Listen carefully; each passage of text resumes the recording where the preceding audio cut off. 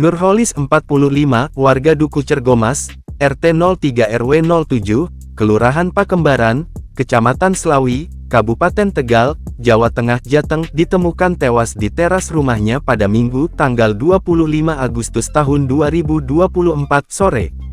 Padahal, sebelum kejadian, Nurholis bersiap pergi nonton karnaval di alun-alun Hanggawani Slawi bersama istri dan anak. Kejadian ini pun viral di media sosial medsos setelah tersebar di Facebook dan WhatsApp. Dalam pesan yang beredar, Nurholis diserang saat keluar rumah. Saat itu, terduga pelaku sudah menunggu di teras rumah korban. Setelah melukai korban, terduga pelaku melarikan diri dan meninggalkan sepeda motor di dekat rumah korban. Korban pun dilarikan ke RSUD Dr. Suselo Slawi namun dinyatakan meninggal sesampai di rumah sakit.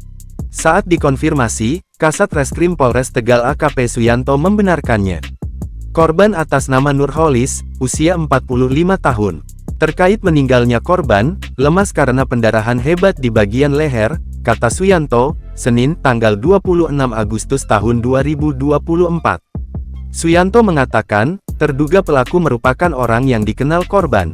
Dalam kasus ini, pihaknya telah memeriksa sejumlah saksi, termasuk istri dan anak korban. Menurut Suyanto, setelah kejadian, istri korban sempat melempar pelaku dengan helm. Anak korban juga sempat mengejar pelaku tetapi karena postur tubuh anak korban kecil, pelaku berhasil melarikan diri, katanya. Kasus ini juga langsung dilaporkan ke Polres Tegal.